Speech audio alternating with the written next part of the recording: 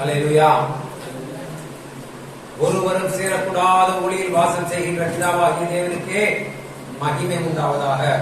பிதாவின் வலது பாசத்திலிருந்து நமக்காக பரிந்து பேசுகிற எஜமான யெஷுவா மஷியாவிற்கே மகிமை உண்டாவதாக. எஜமான யெஷுவா மஷியாவின் நாமத்தால எல்லாருக்கும் ஓய்வு நாள் வாழ்த்துக்கள். கர்த்தருடைய கட்டளையின்படி இந்த ஓய்வு நாள் பரிசுத்த சபை கூடுதலை நாம் எல்லோரும் ஜெபம் செய்து ஆரம்பிக்கலாம். அல்லேலூயா.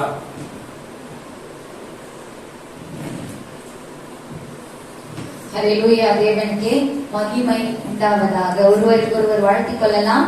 ஷபாத் ஷலோம் ஹோலேஹா. ஷபாத் ஷலோம் ஹோலேஹா. ஷபாத் ஷலோம் ஹோலேஹா. கண்களை மூடி பிதாவாகிய தேவனை நோக்கி அன்பு நிறைந்த, கிருபை நிறைந்த, இரக்கம் நிறைந்த, தயவு நிறைந்த, பரிசுத்தம் உள்ள, மகத்துவம் உள்ள, கனம் நிறைந்த எங்கள் அன்பு நிறைந்த பிதாவாகிய தேவனே, உம்முடைய ராஜ்யம் வருவதாக. சித்தம் பரலோகத்திலே செய்யப்படுகிறது போல இந்த பூமியிலையும் செய்யப்படுவதாக.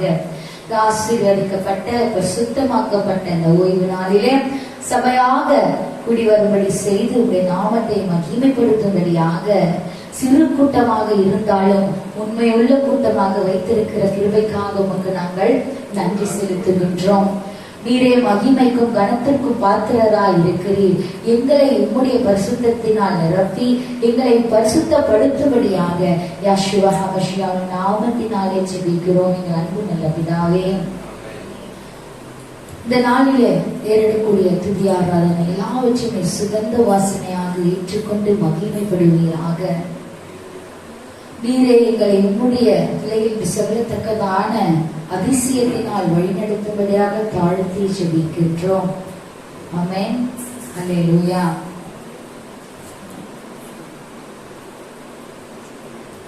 ஓய்வு நாள் வசனம் வாசிக்கலாம்.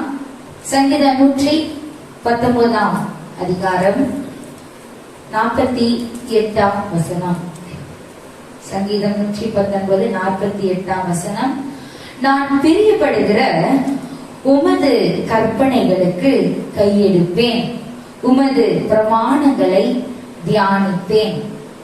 நான் பிரியப்படுகிற உமது கற்பனைகளுக்கு கையெடுப்பேன், உமது பிரமாணங்களை தியானிப்பேன். அல்லேலூயா.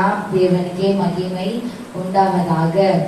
நாம் பிரியமாய் இருப்பது எப்போதும் தேவனுடைய பிரமாணமாக இருக்க வேண்டும். அப்பொழுதுதான் நாம் தேவனை அன்பு கூறுகிறோம் என்று அர்த்தம். அல்லேலூயா. அவருடைய கட்டளைக்கும் பிரமாணங்களுக்கும் கீழ்ப்படியும் பொழுதே அவரிடத்திலே நாம் அன்பு கூறுகிறவர்களாக இருப்போம். மனுஷரிடத்திலும் அன்பு கூறுகிறவர்களாக இருப்போம். அல்லேலூயா. அல்லேலூயா. அவர் நம்மை தோளின் மேல் தூக்கி வந்த தெய்வமாக இருக்கிறார். நம்மளுடைய எல்லா பிரச்சனைகளும் போராட்டங்களுமாக இருந்தாலும் மனுஷன் அல்ல, மனுஷன் நம்மளை போட்டு முதுகுல குத்துவான், நமக்கு பின்னாடி பேசுவான். ஆனா தேவனோ அவர் நீதிபரராக இருக்கிறார், நீதியை செய்கிறவராக இருக்கிறார். அல்லேலூயா. அவர் நம்மை தோள் மீது சுமக்கிற தேவன். அவரை நம்பி அவருடைய வார்த்தைகளுக்கு கீழ்ப்படுகிறவர்களை அவர் தூக்கி சுமந்து தன்னுடைய மார்பிலை அரவணைத்து அன்பை வெளிப்படுத்துகிறவராக இருக்கிறார். ஆமென். ஆகவே தோள் மேல் தூக்கி வந்தார் அன்பே என்று அவர் இந்த வேலையில துதிக்க போகிறோம். ஆமென்.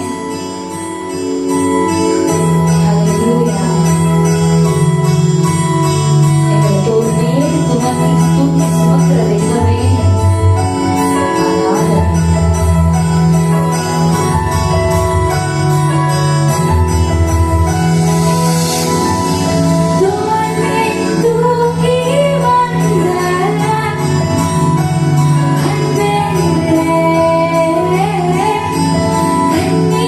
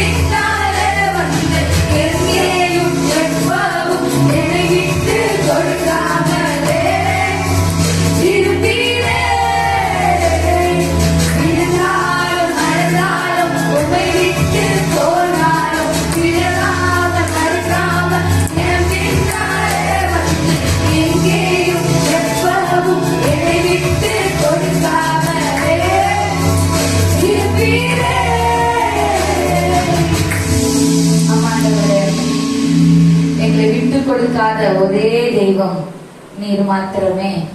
எங்களை விட்டு விலகாத தெய்வம் நீர் மாத்திரமே. எங்களை நடத்துகின்ற தெய்வம் நீர் ஆண்டவரே. எங்களை நடத்துகிற தெய்வம் நம்மோடு இருப்பதினால் எதை குறித்தோ பயமோ கலக்கமோ நமக்கு இருக்குதா? இல்லை.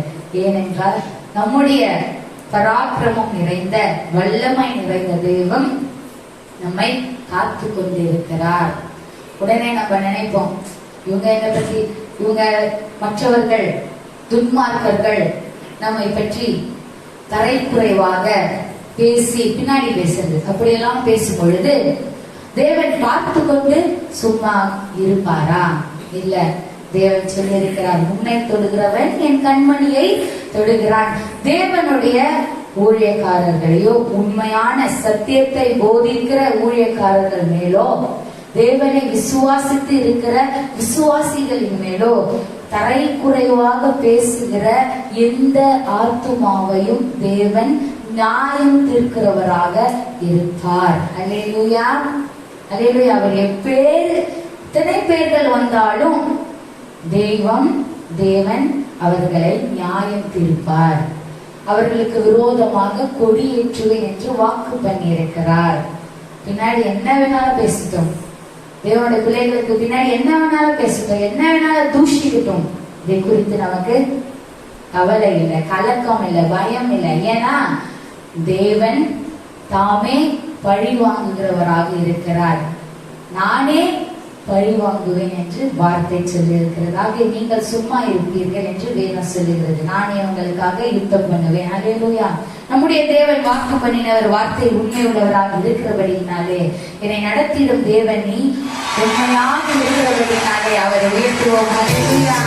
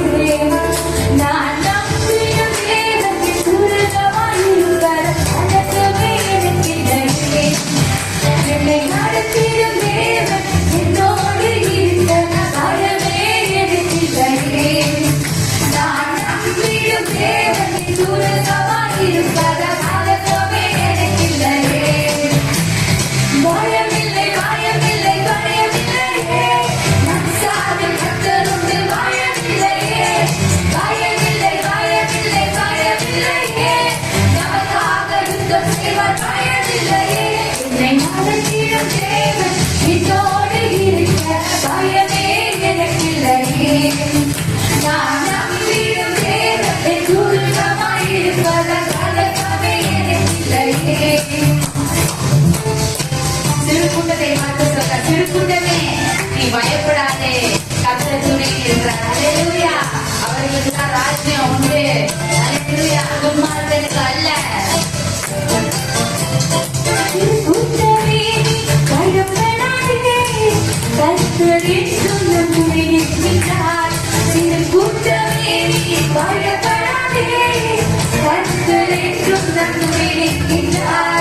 எதிரிகள் வெள்ளம் போல் எதிராக வந்தாலும் ஆவியானவர் கொடியேற்றுவார். எதிரிகள் வெள்ளம் போல் எதிராக வந்தாலும் ஆவியானவர் கொடியேற்றுவார். பயமில்லை, பயமில்லை, பயமில்லையே, அன்சாத்தில் கர்த்தருக்கு பயமில்லையே, பயமில்லை, பயமில்லை, பயமில்லையே, நமக்காக யுத்தம் செய்வார். பயமில்லையே, உன்னை நடத்திடும் தேவன் என்னோடு இருக்க பயமே எனக்கில்லையே. நான் நம்பிடும் தேவன் என் துரிதமாயிருப்பது கலக்கமே எனக்கில்லையே.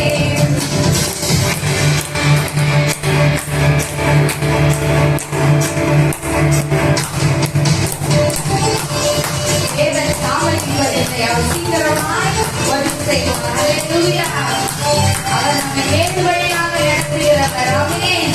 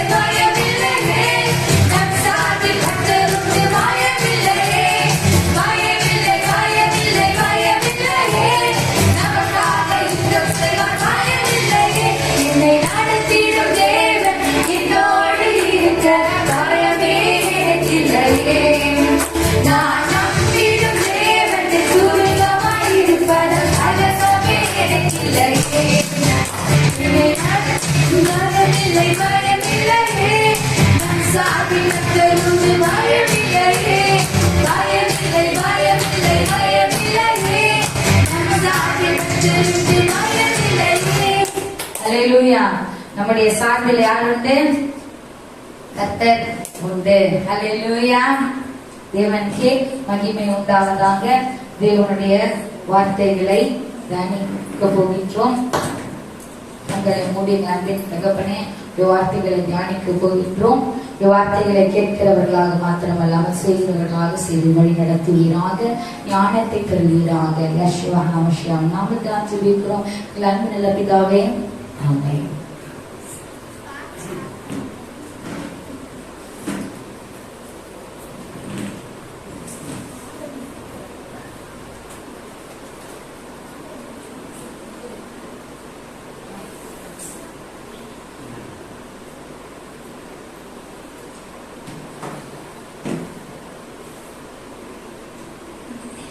ஹல்லேலூயா. பிதாவாகிய தேவனுக்கே மகிமை உண்டாவதாக.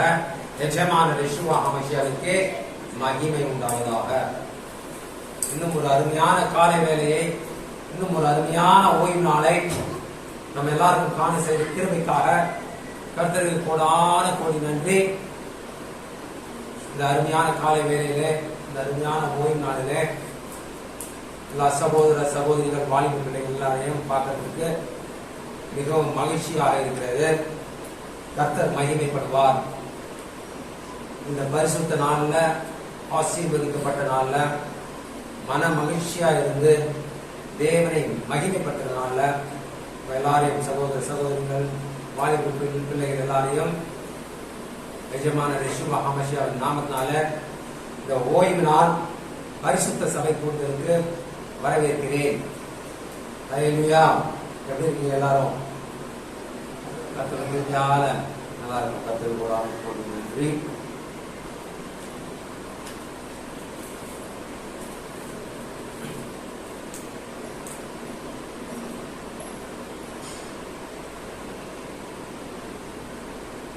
கடந்த ஓய்வு நாளின் முடிவில் பரிசுத்த ஆவின் காரணமாக அவரிடம் இருந்த விசுவாசத்தின் கனியை இயேசு கிறிஸ்து சரியாக முழுமையாக பயன்படுத்தினார். சந்தேகம் இல்லாமல் தேவன் இயேசு கிறிஸ்துவிற்கு மிகப்பெரிய அளவில் விசுவாசத்தின் வரத்தை கொடுத்திருக்கிறார். இதனால்தான் இயேசு கிறிஸ்து உலகின் இரட்சகராக தனது தியாகத்தின் நிமித்தம் எதிர்கொள்ள வேண்டிய அனைத்தையும் சகித்துக் கொண்டு ஜெயம் பெற்றார். அதன் தொடர்ச்சியாக இந்த ஓய்வு நாளிலே நாம் பார்ப்போம். இதாவே இந்த வார்த்தை பகிரும்படியாக என்னை நியமித்ததற்காக ஒரு கோடான கோடி நன்றி. நான் அல்ல, என் அறிவு அல்ல, என் ஞானம் அல்ல, என்னால் ஒன்றும் கூடாது, எல்லாமே உம்மால் கூடும். என்னை தரை மட்டுமாக தாழ்த்தி உடைய காலத்திலே என்னை சமர்ப்பிக்கிறேன். நீர் மாத்திரமே என்னை ஆட்கொண்டு ஆளுகை செய்து என்னை ஒரு கருவியாக எடுத்து பயன்படுத்துகிறாக. உடைய வார்த்தை கேட்கிற ஒரு மனதிலும் இருதயத்திலும் நன்றாக பதிந்து அவைகள் 30 மடங்காகவும் 60 மடங்காகவும் 100 மடங்காகவும் கிரியை செய்யும்படியாக எஜமான யெகோவா ஹமஷியாவின் நாமத்தினாலே வேண்டிக் கொள்கிறேன். அன்புள்ள நல்ல பிதாவே, ஆமென். மேலும் இயேசு கிறிஸ்து யோவான் 14:12 இப்படியாக சொல்கிறார். யோவான் 14:12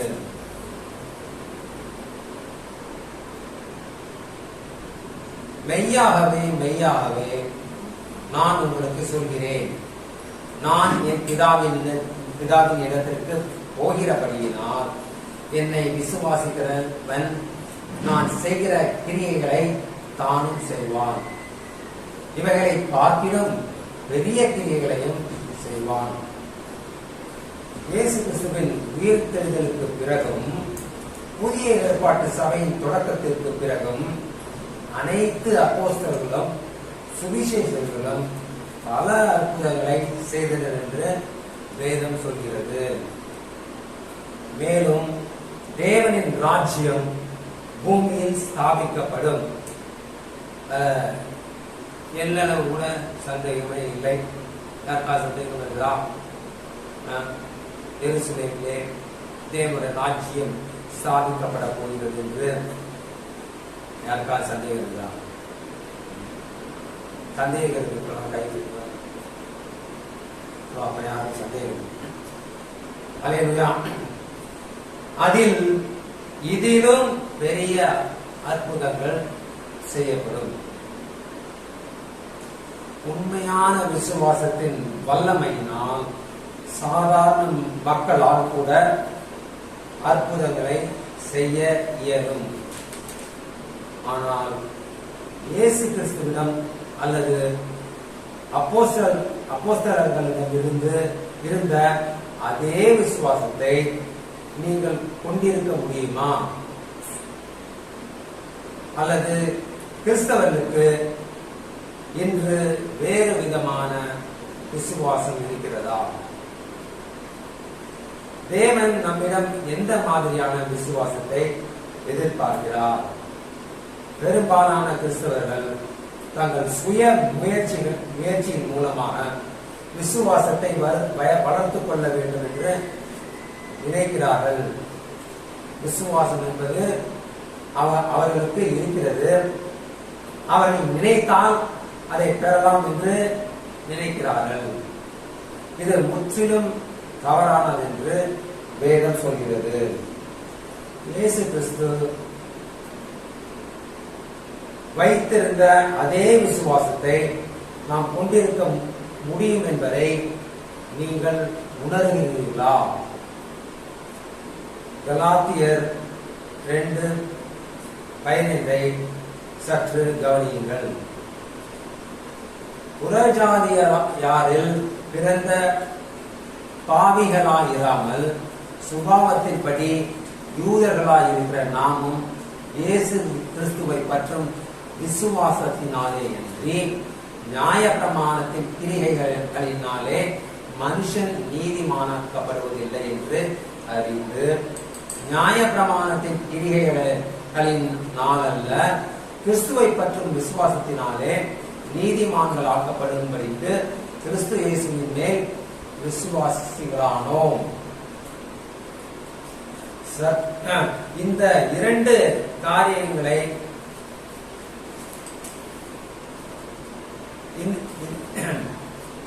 இந்த வசனம், இது ஒரு முக்கியமான வசனம்.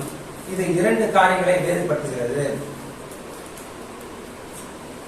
இந்த வசனம் முதலில் நாம் இயேசு கிறிஸ்துவை விசுவாசிக்க வேண்டும் என்று சொல்கிறது.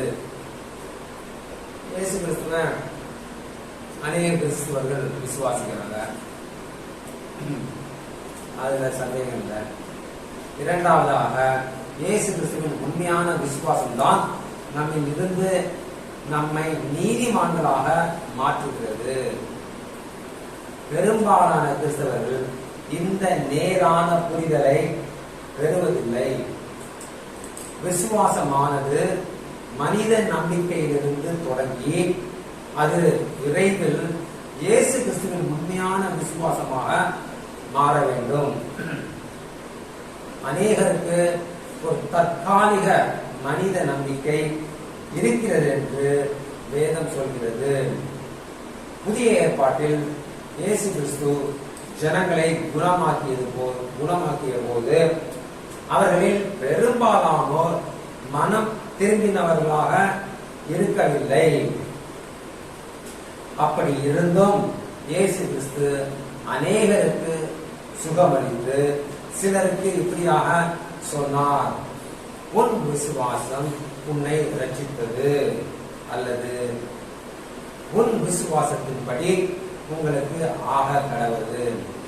இது மத்தேயு 9:22-29 பார்க்கலாம். சுஸ்தமானவர்களில் அநேகர்களுக்கு தேவனுடைய ஆவி இல்லாதிருந்தது.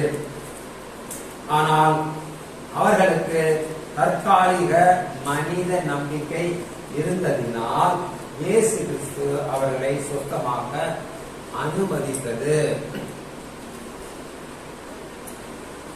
மனித நம்பிக்கையிலிருந்து இயேசு கிறிஸ்துவின் உண்மையான விசுவாசத்திற்கு மாறுகிற இந்த வளர்ச்சியை தான் அப்போஸ்தலன் பவுல் ரோமர் 1:17 இப்படியாக விளக்குகிறார்.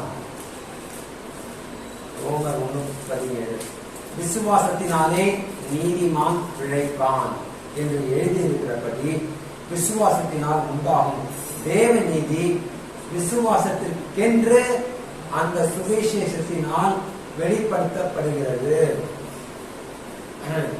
இது ஆங்கிலத்துல இன்னும் தெளிவா நம்ம இந்த விஷயத்தை புரிந்து கொள்ளலாம். இந்த விஷயத்த மனித நம்பிக்கையிலிருந்து இயேசு கிறிஸ்துவின் உண்மையான விசுவாசத்திற்கு மாறுகிற அந்த விசுவாசத்திற்கு ஆங்கிலத்துல அந்த வசனத்தை படிச்சா இன்னும் தெளிவா நமக்கு விளங்கும். For therein is the righteousness of God revealed from faith to faith. From what faith to what faith? From human faith to Christ faith. As it is written, the just shall live by faith. From faith to faith. From human faith to Christ faith. மனித விசுவாசத்திலிருந்து கிறிஸ்துவின் விசுவாசத்திற்கு மாறணும். அதான் உண்மையான விசுவாசம். நம்மிடம் மனித நம்பிக்கையும் கிறிஸ்துவின் விசுவாசமும் இல்லை என்றால் எப்படி விசுவாசத்திலிருந்து விசுவாசத்திற்கு செல்ல முடியும்? மனித நம்பிக்கை ஒரு சிறிய அறையை போன்றது. உண்மையான கிறிஸ்தவர்கள் கிறிஸ்துவின் விசுவாசமான பெரிய அறைக்குள் நுழைய வேண்டும். மனித நம்பிக்கை சின்ன ரூம், இயேசு கிறிஸ்துவின் விசுவாசம் பெரிய ரூம், அதில் நுழைய வேண்டும்.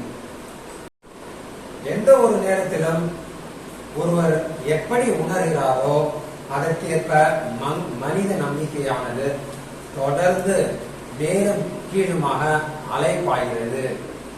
ஒரு ரோலர் கோஸ்டரை போல சூழ்நிலை தகுந்த மாதிரி நம்ம விசுவாசம் மேலும் கீழுமாக அலைப்பாய்கிறது. எப்படி ரோலர் கோஸ்டர் போல காரியங்கள் நேர்மையாகவும் சாதகமாகவும் செல்லும் போது மனித நம்பிக்கையானது மேலோங்கி இருக்கும். இல்லையா? நம்மளுக்கு சாதகமா சூழ்நிலை சாதகமாக இருக்கும் போதும் பாசிட்டிவா இருக்கும் போதும் நம்மளோட நம்பிக்கை விசுவாசம்லாம் மேலோங்கி இருக்கும்.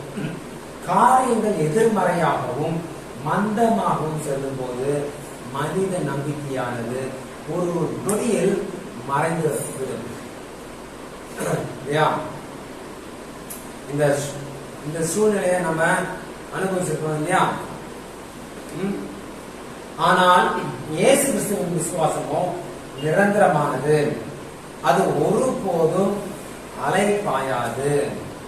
ஜெபத்தில் இயேசு கிறிஸ்துவினிடம் வரும் அனைவருக்கும் இயேசு கிறிஸ்து இப்படியாக வேண்டிக் கொள்கிறார், உங்கள் விசுவாசம் அலைபாயாது இருப்பதாக என்று வேண்டிக் கொள்கிறார். யாருடைய விசுவாசம் எல்லாம் அலைபாகிறதோ அவர்கள் எல்லா காரியங்களிலும் நிலையற்றவர்களாக இருந்து ஒன்றையும் பெற்றுக்கொள்ள மாட்டார்கள். விசுவாசம் அலைப்பாளர்கள்லாம் அவங்க எந்த ஒரு காரியத்தையும் பெற்றுக்கொள்ள மாட்டார்கள் என்று யாக்கோபு 1:6 சொல்கிறது.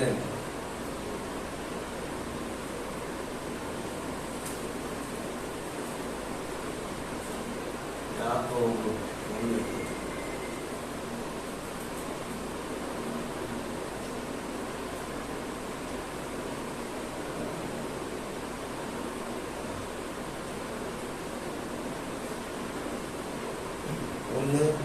1:8 ஆனாலும் அவன் எவ்வளவாகிலும் சந்தேகப்படாமல் விசுவாசத்தோட கேட்க கடவன்.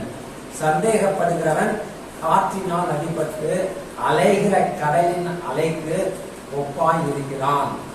அப்படிப்பட்ட மனுஷன் தான் கர்த்தரிடத்தில் எதையாகிலும் பெறலாம் என்று நினையாதிருப்பானாக. விசுவாச குறைச்சலோடு கர்த்தர்கிட்ட எதையும் கேட்க கூடாது என்று வசனம் சொல்லுது.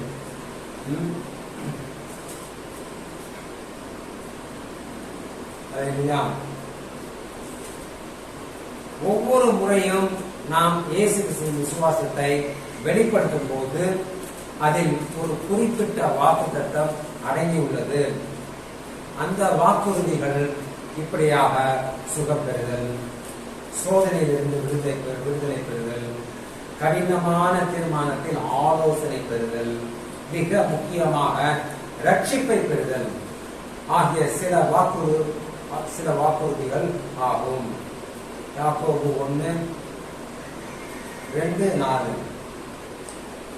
என் சகோதரரே, நீங்கள் பலவிதமான சோதனைகளில் அகப்படும் போது உங்கள் விசுவாசத்தின் பரீட்சையானது பொறுமையை உண்டாக்கும் என்று அறிந்து அதை மிகுந்த சந்தோஷமாக இருங்கள். நீங்கள் ஒன்றிலும் குறைவு உள்ளவர்களாக இராமல் பூரணராயும் நிறைவுள்ளவர்களாயும் இருக்கும்படி பொறுமையானது பூரண கிரியை செய்ய கடவது. அப்போஸ்தலர் பவுல் எபேசியர் 6:16 இப்படியாக சொல்கிறார், பொல்லாங்கன் எய்யும் அக்கினி யாஸ்திரங்களை எல்லாம் அவித்து போடத்தக்கதாய் எல்லாவற்றிற்கும் மேலாக விசுவாசம் என்னும் கேடகத்தை பிடித்துக் கொண்டவர்களாயும் நில்லுங்கள்.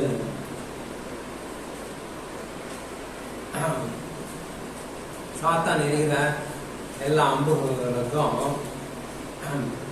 நம்ம மேற்கொள்றதுக்கு விசுவாசம் என்னும் கேடகத்தை நம்ம தரித்துக் கொள்ள வேண்டும். நீதிமொழி 30:5-6 வசனங்களை சற்று கவனியுங்கள். தேவனுடைய வசனம் எல்லாம் உடம்பிட்டப்பட்டவைகள், தம்மை அண்டிக் கொள்கிறவர்களுக்கு அவர் கேடகமானார். அவருடைய வசனங்களோடு ஒன்றையும் கூட்டாதே, கூட்டினால் அவர் உன்னை கடிந்து கொள்வார், நீ பொய்யனாவாய். இந்த 2 வசனங்களையும் சேர்த்து பார்க்கும்போது யாரெல்லாம் வேதத்தில் சொல்லப்பட்டவைகளை அப்படியே நம்புகிறார்களோ அவர்களுக்கெல்லாம் விசுவாசத்தின் மூலமாக தேவன் ஒரு கேடகமாக இருக்கிறார் என்று விளக்குகிறது. தேவனுடைய வார்த்தையை சந்தேகிப்பதோ அல்லது அதை எந்த வகையிலும் மாற்றுவதோ தேவனுடைய கோபாக்கினைக்கு ஆளாவார்கள். வேதத்தோட கட்டளை மாத்திருக்காங்க தெரியுமா? 4வது கற்பனைய மாத்திருக்காங்க. 10வது கற்பனையை அது 2ஆ பிரிச்சு இருக்காங்க. எல்லாம் தெரியுமா? அவங்க அப்படிப்பட்டவர்களா என்ன? தேவனோட கோபாக்கினைக்கு ஆளாவார்கள். வெளிப்பட்ட விசேஷம் 18-19. இந்த புஸ்தகத்தில் உள்ள தீர்க்க தரிசன வசனங்களை கேட்கிற யாவருக்கும் நான் சாட்சியாக எச்சரிக்கிறதாவது, ஒருவன் இவைகளோடே வேதத்தில் இருக்கிற வசனங்களோடே எதையாகினும் கூட்டினால் இந்த புஸ்தகத்தில் எழுதியிருக்கிற வாதைகளை தேவன் அவன் மேல் கூட்டுவார். ஒருவன் இந்த தீர்க்க தரிசன புஸ்தகத்தின் வசனங்களில் இருந்து எதையாகினும் எடுத்து போட்டால் ஜீவ புஸ்தகத்திலிருந்தும் பரிசுத்த நகரத்திலிருந்தும் இந்த புஸ்தகத்தில் எழுதப்பட்டவர்களிலிருந்தும் அவனுடைய பங்கை தேவன் எடுத்து போடுவார். வேதத்தில் சொல்லப்பட்டவர்களே அப்படியே நம்பணும்.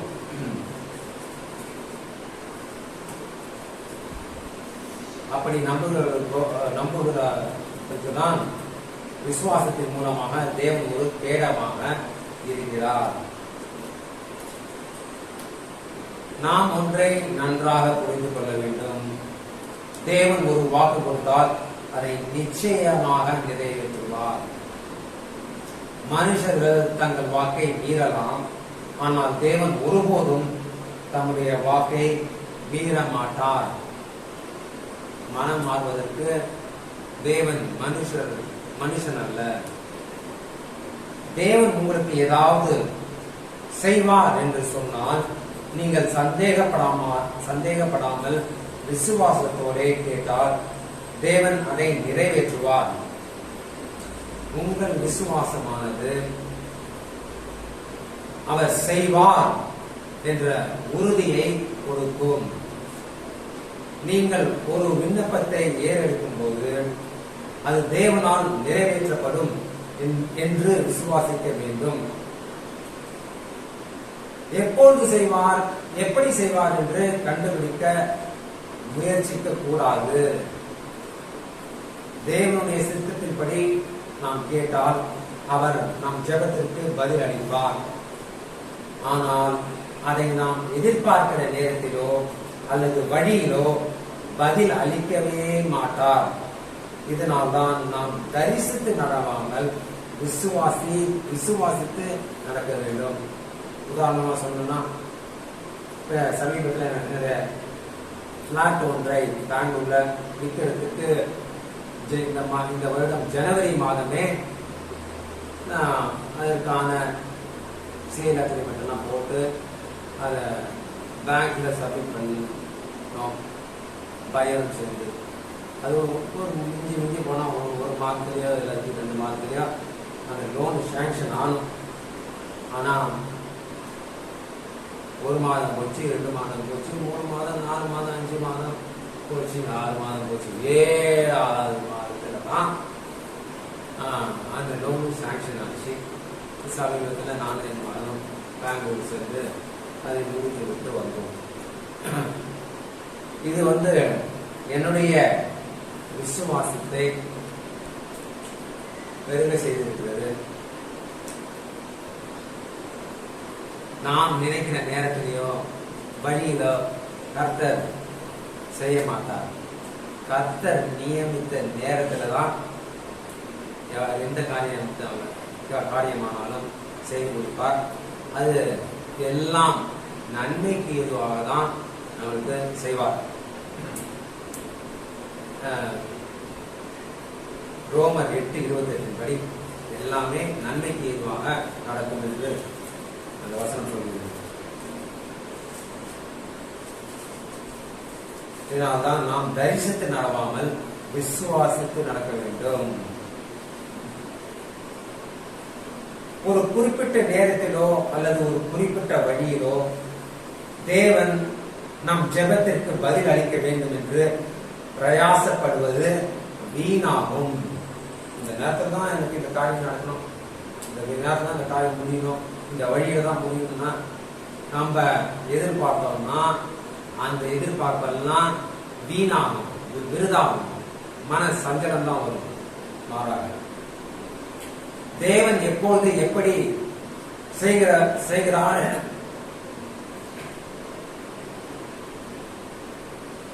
என்பதை விட தேவன் நம் ஜெபங்களுக்கு பதில் அளிக்கிறார் மற்றும் தம்முடைய வாக்குறுதிகளை நிறைவேற்றுகிறார் என்பதுதான் மிக முக்கியமானதாகும்.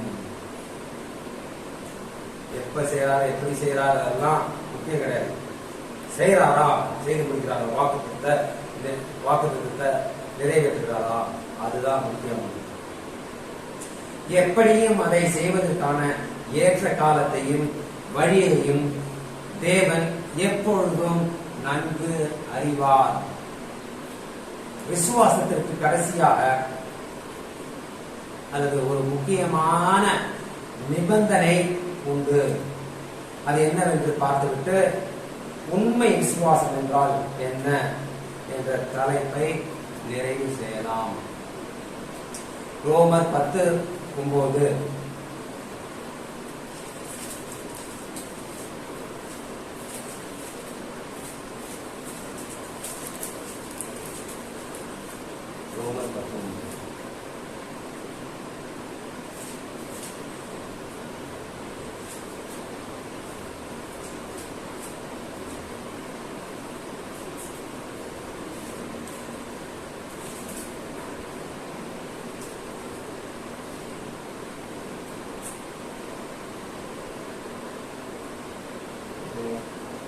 என்னவென்றால் கர்த்தராகிய இயேசுவை நீ உன் வாயினாலே அறிக்கையிட்டு தேவன் அவரை மரித்தோரிலிருந்து ஏற்றினார் என்று உன் இருதயத்திலே விசுவாசித்தால் ரட்சிக்கப்படுவாய். இந்த ஒரே வசனத்தின் புரிதலோடு வாழ்நாள் முழுவதும் காலத்தை கடந்து முடித்தால் இயேசு கிறிஸ்துவின் வருகையில் எடுத்துக்கொள்ளப்படுவோமா? இது ஒரு பெரிய $1 மில்லியன் கொஸ்டின். அதாவது இயேசு கிறிஸ்துவை உன் நாவினாலே அறிக்கையிட்டு தேவன் இயேசு கிறிஸ்துவை மரித்தோரிலிருந்து 3ஆம் நாளிலே எழுப்பினார் என்று உன் இருதயத்திலே விசுவாசித்தால் நீ ரட்சிக்கப்படுவாய். ஓகே, இந்த அதெல்லாம் நீ ரட்சிக்கப்பட்ட இயேசு கிறிஸ்துவை விசுவாசித்த 3ஆம் நாளிலே உயிர்த்தெழுந்தான்னு சொல்லிட்டு நம்பின, விசுவாசித்த, ரட்சிப்பு பெற்ற. இது ஒரு கண்டிஷன் போதுமா? இந்த ஒரே வசனத்தை புரிந்ததோடு வாழ்நாள் முழுவதும் காலத்தை கடந்து முடித்தால் இயேசு கிறிஸ்துவின் வருகையில் எடுத்துக்கொள்ளப்படுவோமா? அநேகர் புரிதல் வித்தியாசம் தான் இருக்குது. இந்த ஒரு வசனம் போதும் நான் ரசிக்கப்பட்டிருக்கேன், கர்த்தரோட வருகை இல்ல, கர்த்தரோட வருகைலாம் சொல்ல மாட்டாங்க. நம்ம மரிக்கும் போது பரலோகத்தில் இருப்பான்னு சொல்லுவாங்க. என்ன அது எங்க இருந்துதான் அந்த புரிதல் அவங்களுக்கு கிடைச்சதோ தெரியல. இது ஒரு மிக முக்கியமான கேள்வி. மத்தேயு 24:13 இயேசு கிறிஸ்து இப்படியாக சொல்கிறார், முடிவு பரியந்தம் நிலை நிற்பவனே ரட்சிக்கப்படுவான். விசுவாசம் ரட்சிப்பை பெற்ற பிறகு அந்த ரட்சிப்பை முடிவு பரியந்தம் வரை காத்துக்கொள்ள வேண்டும். அப்பதான் இயேசு கிறிஸ்து வருகையில எடுத்துக்கொள்ளப்படும். அந்த 2வது பகுதி ஆனது மிக முக்கியமான பகுதி. அந்த பகுதியை அநேக சொல்லுகிற கிறிஸ்தவர்கள் புரிதலே இல்லை அவங்களுக்கு. இயேசு கிறிஸ்து மத்தேயு 24:13 ஓகே, அது முடிவு பரிந்துரை நிலைநிற்பவனே ரட்சிக்கப்படும். ஓகே, மத்தேயு 19:16 ஒரு வாலிபன் இயேசு கிறிஸ்துவை நோக்கி, நித்திய ஜீவனை அடைவதற்கு நான் என்ன செய்ய வேண்டும் என்று கேட்டபோது இயேசு கிறிஸ்து அந்த வாலிபனுக்கு இப்படியாக பதிலளித்தார், நீ ஜீவனில் பிரவேசிக்க விரும்பினால் கற்பனைகளை கைக்கொள். மத்தேயு 19:16-17 படிக்கலாம். அப்பொழுது ஒருவன் வந்து அவரை நோக்கி, நல்ல போதகரே, நித்திய ஜீவனை அடையும்படி நான் எந்த நன்மையை செய்ய வேண்டும் என்று கேட்டான். இவன் ரட்சிக்கப்பட்டவன். இந்த வாலிபன் வந்து ஒரு ரட்சிக்கப்பட்ட வாலிபன். ஆனா நித்திய ஜீவனுக்கு போறதுக்கு என்ன வழி அப்படின்னு சொல்லிட்டு இயேசு கிறிஸ்து கேட்கிறான். அதற்கு இயேசு கிறிஸ்து, நீ என்னை நல்லவன் என்று சொல்லுவானே. என்ன ஒரு தாழ்மை இயேசு கிறிஸ்து. பிதாவாகிய தேவனுக்கு ஒரே பேரான குமாரன் இயேசு கிறிஸ்து. அவரும் தேவன். அவர் சகலத்தையும் சிருஷ்டித்தார், சகலத்துக்கும் அதிகாரியா இருக்கிறார்.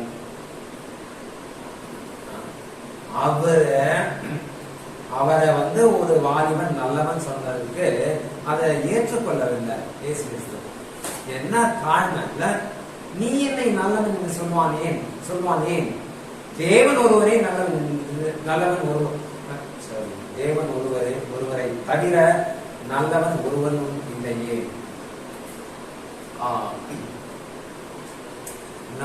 பரிசுத்தமான இயேசு கிறிஸ்து இப்படி சொல்றாரு. என்ன தாழ்மை? பெரும்பாலான நல்ல எல்லாவித துன்மார்க்க செயல்களும் செய்வான். ஆனா அவனை நல்லவன் சொல்லிப்பாங்க. அது நல்லவன் சொல்லி காசு கொடுப்பான். அந்த இதுல பெருமை அடைவான்.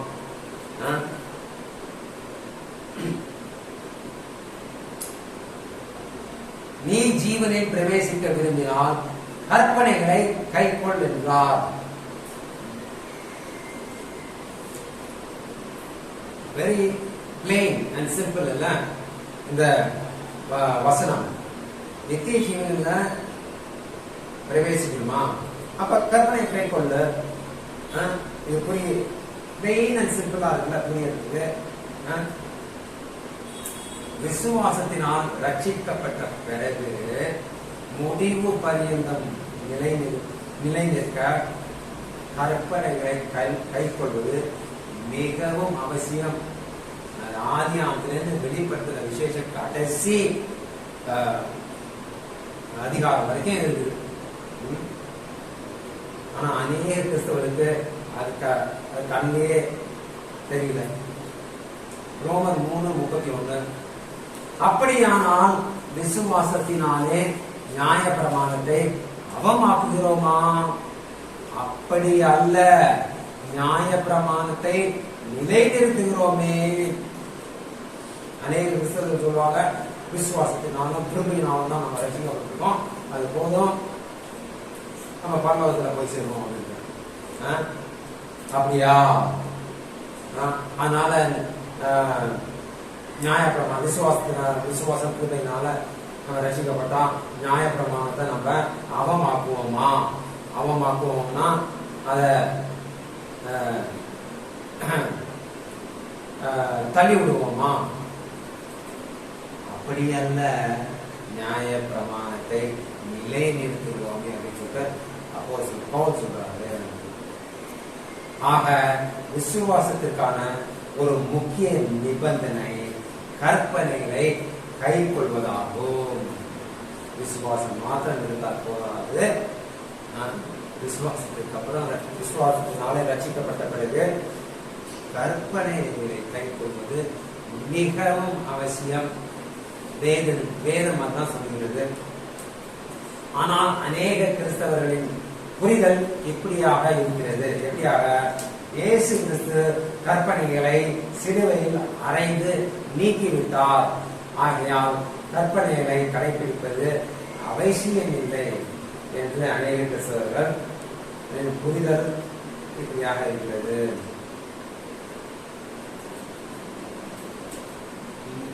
நீங்க பார்க்கிற கிறிஸ்தவர்கள் எல்லாரோட புரிதலும் இப்படிதான். கற்பனையை கடைபிடிக்கணும் அவசியமே இல்லை. யாராவது ஒருத்தரை காமிங்க கற்பனையை கை கொள்றவங்க.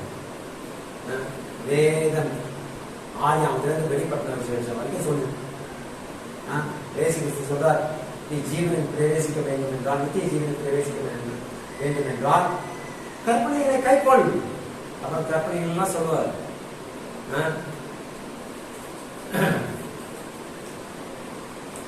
கற்பனைகளை நீக்கப்பட்டால், கற்பனைகள் நீக்கப்பட்டால் யாரும் பாவத்திற்கு குற்றவாளியாக இருக்க முடியாது. அதனால்தான் என்னவோ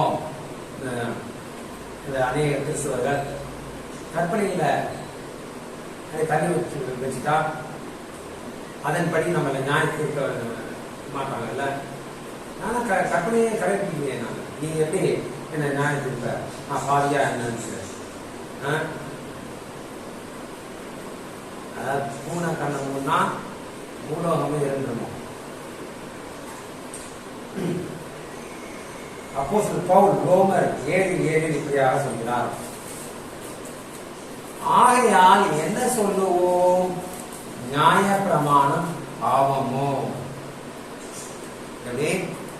ஆகையால் என்ன சொல்லுவோம்? நியாய பிரமாணம் பாவமோ?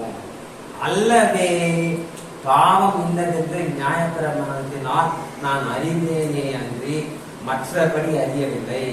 இச்சியாதிருப்பாயாக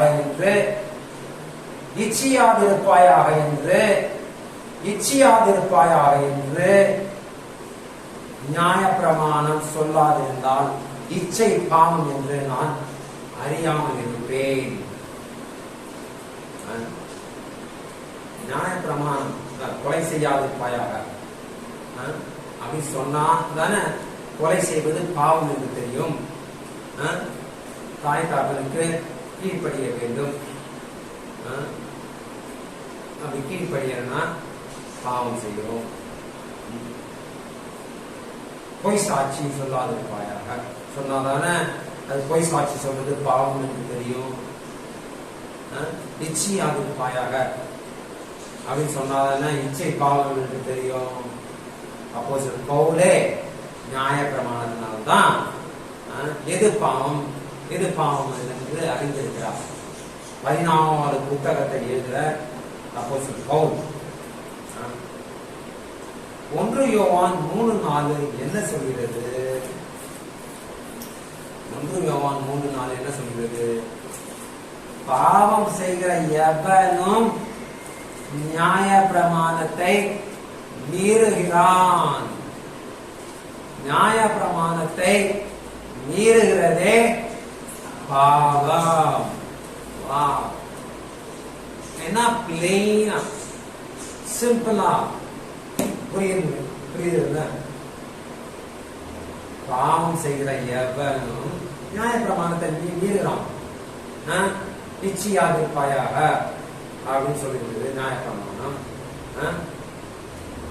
அத மீறினா பாவம் செய்கிறான். பாவம் செய்கிற எவனும் நியாய பிரமாணத்தை மீறுகிறான். நியாய பிரமாணத்தை மீறுகிறதே பாவம்.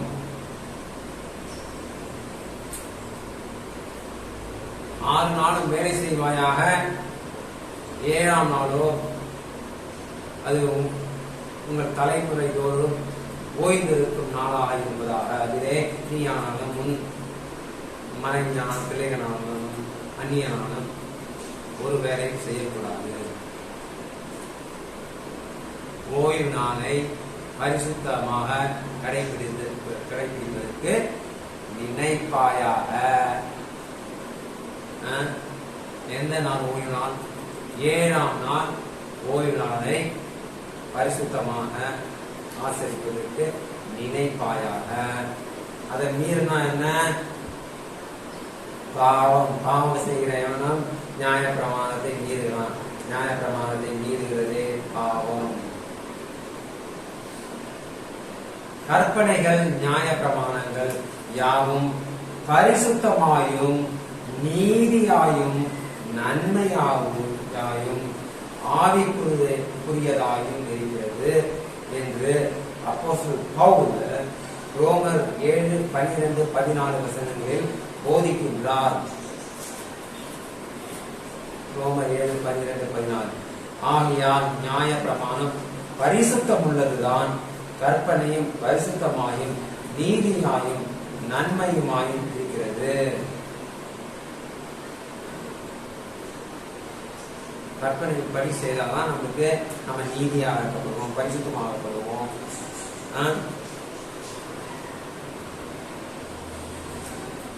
மேலும் நமக்கு தெரிந்திருக்கிறபடி நியாய பிரமாணம் ஆவிக்குரியதா இருக்கிறது அப்படின்ட்டு அப்போஸ்தலன் பவுல் சொல்றார். இப்படியெல்லாம் சொல்லிட்டு அவர் கற்பனைகளை கை கொள்ளாதீங்கன்னு சொல்லுவாரா? நன்மையா இருக்குது, பரிசுத்தமா இருக்குது, ஆவிக்குரியதா இருக்கு. ஆவிக்குரியதுனா நீ கற்பனையின் படி நடந்தாதான் ஆவியில வளர்ச்சி அடைவ. கற்பனையின் படி நடக்கலாம்னா நீ ஆவியில வளர்ச்சி ஒரு பொட்டு கூட அடைய மாட்ட. அது அசுத்த ஆவியில தான் வளருவ. உண்மையான ஆவி இருக்காது. உண்மையான ஆவி ஒருத்தருக்கு, இயேசு பரிசுத்த ஆவி ஒருத்தருக்கு இருக்கும் என்றால் அது கண்டிப்பாக சத்தியத்தை, நியாய பிரமாணத்தை, கற்பனைகளை கடைபிடிக்க நடத்தி செல்லும். அதை மாற்றுவது இல்லை. கற்பனைகளின் படி செய்கிறவர்களுக்கு நற்புத்தி உண்டு என்று தாவீது ராஜா சங்கீதம் 111 சொல்றாரு. யாருக்கு நல்ல புத்தி உண்டு? சங்கீதம் 111:10. கர்த்தருக்கு பயப்படுதலே ஞானத்தின் ஆரம்பம், அவருடைய கற்பனையின் படி செய்கிற யாவருக்கும் நற்புத்தி உண்டு. அப்ப கற்பனையின் படி செய்யாதவங்களுக்குலாம் புத்தி இல்லை, நற்புத்தி இல்லை. அப்படிதானே? கற்பனையின் படி செய்கிற யாவருக்கும் நல்ல புத்தி உண்டு. அப்ப செய்யாதவங்களுக்குலாம் நல்ல புத்தி கிடையாது. மிக தெளிவாக கற்பனைகள் எல்லாம் உண்மையானவைகள், அவைகள் என்றென்றைக்கும் நிலைத்திருக்கிறது. சங்கீதம் 111:7. அவருடைய கரத்தின் கிரியைகள் சத்தியமும் நியமமுமானவைகள், அவருடைய கட்டளைகள் எல்லாம் உண்மையானவைகள், அவைகள் என்றென்றைக்கும் உள்ள சதா காலங்களுக்கும் உறுதியானவைகள், அவைகள் உண்மையும் செம்மையுமாய் செய்யப்பட்டவைகள். சதா காலங்களிலும் ஓய்வு நாளை பார்த்தோம் இல்லையா? 7ஆம் நாள் ஓய்வு நாளை புதிய பூமியில கூட ஆசிரிப்பாங்கன்னு நம்ம பார்த்தோம்ல. ஏசாயா 66ஆம் அதிகாரம் 22, 23 வசனத்துல பார்த்தோம்ல. பார்த்தோமா? ஓய்வு நாள் தோறும், மாதம் தோறும் எல்லாரும் கர்த்தரை தொழுவதற்கு கூடுவார்கள் அப்படின்னு சொல்லிட்டு இதுக்கு வசனம். அதான் என்றென்றைக்கும் நிலைத்திருக்கிறது கற்பனைகள். கற்பனைகள் தூய்மையும் கண்களை தெளிவாக்குவதுமாய் இருக்கிறது. சங்கீதம் 19 கர்த்தருடைய நியாயங்கள் செம்மையும் இருதயத்தை சந்தோஷிப்பிக்கிறதுமாய் இருக்கிறது. கர்த்தருடைய கற்பனை தூய்மையும் கண்களை தெரிவிக்கிறதுமாய் இருக்கிறது. கண்களை தெரிவிக்கிறதுமாய் இருக்கிறது. நம்ம பார்க்கறதெல்லாம் எது நன்மைக்கு எதுவானவை, எது தீமை, எது நல்லது, எது கெட்டதுன்னு எப்ப தெரியும்? கற்பனைகளை கை கொள்ளும் போதுதான் நம்ம நன்மை தீமையை பகுத்தறிய அந்த அறிவு வரும். கற்பனைகள் நித்திய ஜீவனாய் இருக்கிறது. மத்தேயு 19:17. நீ ஜீவனில் பிரவேசிக்க விரும்பினால் கற்பனைகளை கை கொள்ளுகிறார். யோவான் 12:50. அவருடைய கட்டளை நித்திய ஜீவனாய் இருக்கிறது என்று அறிவேன். அவருடைய கட்டளை, கர்த்தருடைய கட்டளை நித்திய ஜீவனாய் இருக்கிறது என்று அறிவேன்.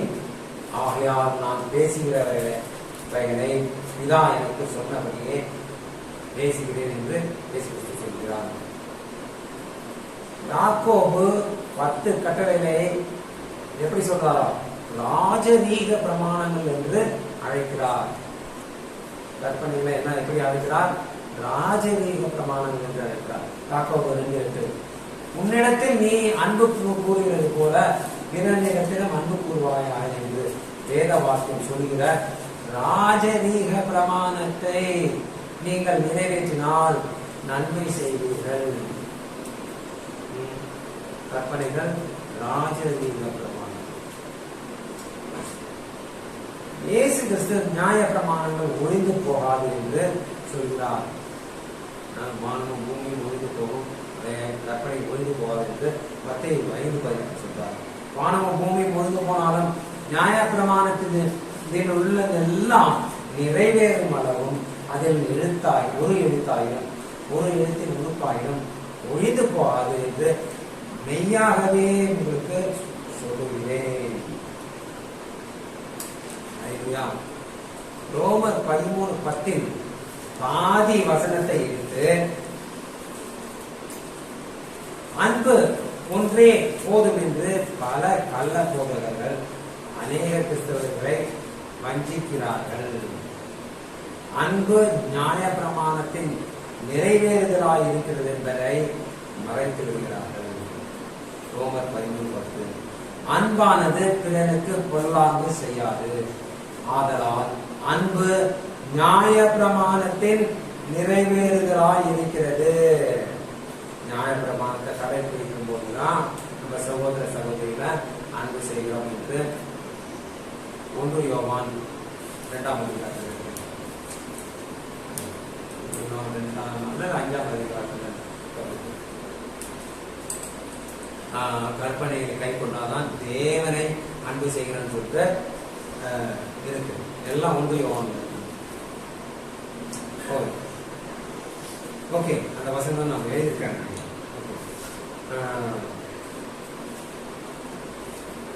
1 யோவான் 5:2-3 வசனங்களை சற்று கவனிக்கிறேன்.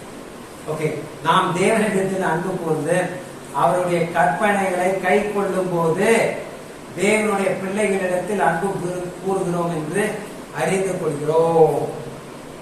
எப்பொழுது நம்ம தேவனுடைய பிள்ளைகளை சகோதர சகோதரிகளை எப்போது அன்பு கூறுகிறோம்?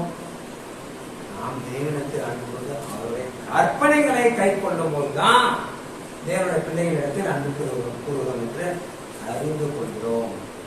நாம் தேவனுடைய கற்பனைகளை கை கொள்வதே அவரிடத்தில் அன்பு கூறுவதாம். வா வா, என்ன பிளெயின் அண்ட் சிம்பிள். நம்ம எப்படி தேவன் அன்பு கூறணும்? நாம் தேவனுடைய கற்பனையை கை கொள்வதே அவரிடத்தில் அன்பு கூறுவதாம். வேற எப்படி அன்பு கூற முடியாது? தேவன் அவருடைய கற்பனையை கை கொண்டாதான் அன்பு கூற முடியும். எப்படி உன்னுடைய தகப்பனவருக்கு ஒரு சில ஏதாவது கண்டிஷன்ஸ் ஏதாவது சொன்னார்னா அதன்படி செய்தாதானே அவருடைய தகப்பனுக்கு கீழ்படுகிற மாதிரி இருக்கும். அப்ப கீழ்ப்படிஞ்சா, உன்னுடைய தகப்பன் வார்த்தைக்கு கீழ்ப்படிந்தா எப்படி என்ன பண்ற நீனு? அவரை அன்பு செய்கிற இல்லையா? அவருடைய வார்த்தைய கீழ்ப்படியலன்னா அவர் அன்பு செய்யல. சிம்பிள். அதே தான் இங்கேயும். தேவனுடைய கற்பனைகளை கை கொள்வது அவரிடத்தில் அன்பு கூறுவதாகும். அவருடைய கற்பனைகள் பாரமானவைகளும் அல்ல. அவருடைய கற்பனை கை கொள்வது பாரமானதா? இப்ப கடைபிடிக்கலையா? நாங்க கர்த்தருடைய கட்டளைகளை கடைபிடிக்கலையா? அப்படியே அது பாரமா இருக்கு எங்களுக்கு இல்லையே. மாறாக அது எல்லா விதத்திலேயும் அடுத்த கட்டத்திற்கு எங்களை எடுத்து சென்றிருக்கிறது. கர்த்தருடைய வார்த்தையில எங்களை அடுத்த கட்டத்திற்கு, அடுத்த லெவலுக்கு எடுத்து சென்றிருக்கிறது. கற்பனை கை கொள்வது அது பாரமானது இல்லை. அது சந்தோஷம்னு சொல்ல போனா கற்பனை கை கொள்வதுன்றது சந்தோஷமாக இருக்கிறது. இப்ப ஓய்வு நாள், ஓய்வு நாளை கடைபிடிக்கிறது எவ்வளவு சந்தோஷம். ஏன்னா கர்த்தருடைய கட்டளைக்கு நாம் கீழ்ப்படுகிறோம் இல்லையா? மனுஷன் கொடுக்கிற கற்பனைக்கு நாம் கீழ்ப்படுகிறோம். கர்த்தர் தேவன் கட்டளை இருக்கார். அவருடைய வார்த்தைக்கு நாம் கீழ்ப்படியும் போது எவ்வளவு சந்தோஷமா இருக்கு. நம்மளுடைய புதிய ஆராதனை எதுவுமே வீணாய் போகாது. ஆனா மனுஷனுடைய கற்பனைகளை உபதேசங்களாக போதிக்கும் போது வீணாய் எனக்கு ஆராதனை செய்வார் என்று இயேசு சொல்றாரு. நம்ம வீணாவும் ஆராதிக்கலாம். எப்ப அவருடைய கற்பனையின்படி நடக்கலன்னா நம்மளுடைய துதி ஆராதனை எல்லாம் என்ன ஆகும்? வீணா போகும். யார் சொல்றா? இயேசு கிறிஸ்துவே சொல்றாரு.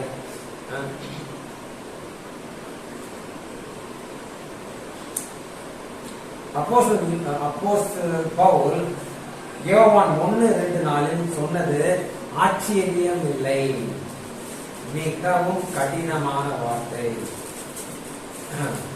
அப்போஸ்தலன் பவுல் யோவான் அப்போஸ்தலன் யோவான் பவுல் இல்ல, அப்போஸ்தலன் யோவான் 1 யோவான் 2:4 இப்படியா சொல்றார்.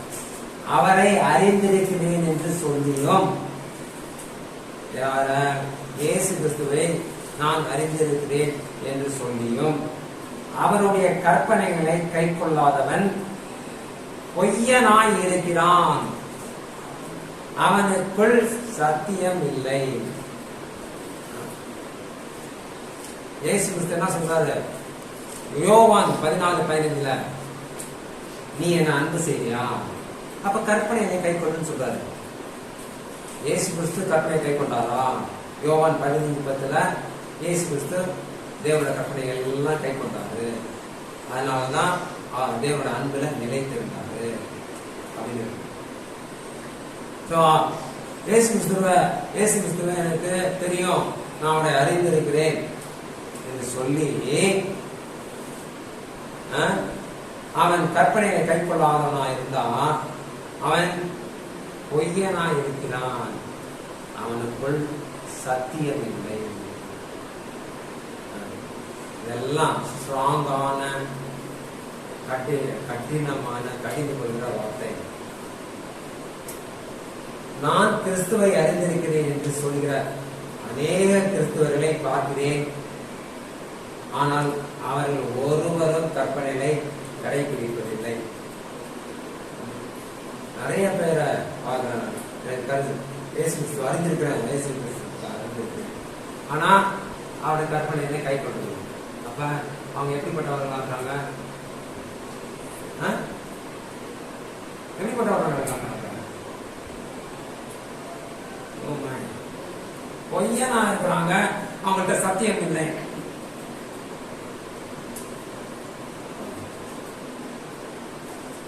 நான் கிறிஸ்துவை அறிந்திருக்கிறேன் என்று சொல்கிறார்.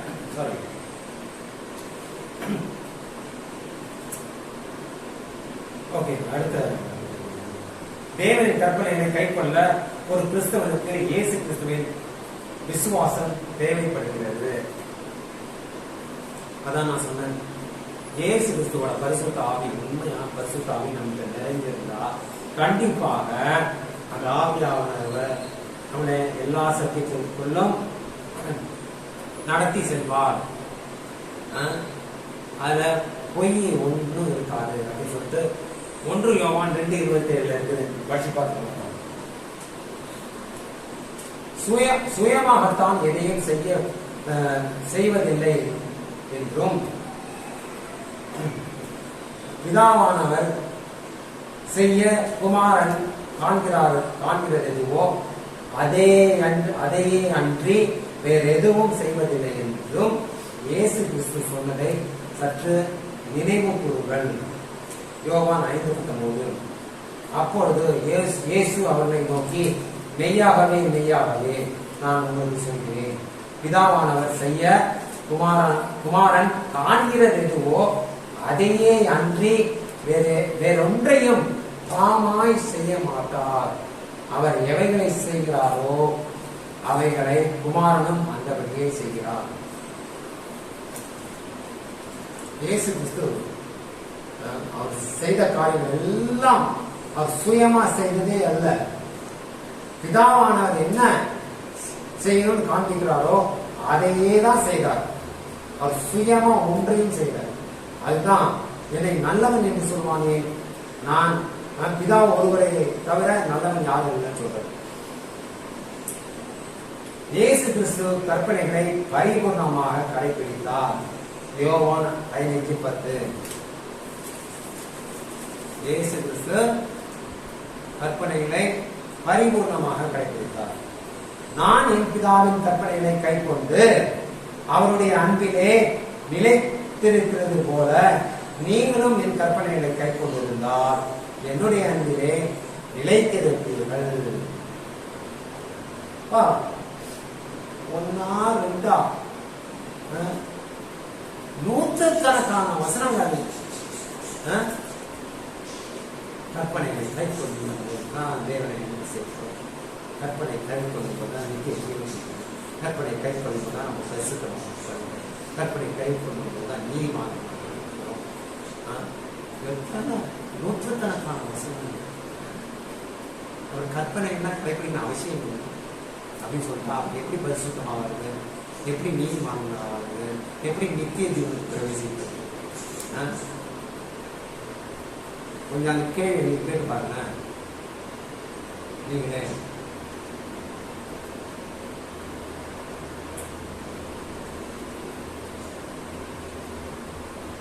ஒரு உண்மை கிறிஸ்தவன் இயேசு கிறிஸ்துவின் பின் செல்வான். யோவான் 10:27. என் ஆடுகள் என் சத்தத்திற்கு செவி கொடுக்கிறது, நான் அவைகளை அறிந்திருக்கிறேன், அவைகள் எனக்கு பின் செல்கிறது. சிறு மந்தையே பயப்படாதே, பிதாவானவர் உங்களுக்கு பரலோக ராஜ்யத்தை கொடுப்பது எவ்வளவு நிச்சயம். என் ஆடுகள் என் சத்தத்திற்கு செவி கொடுக்கிறது.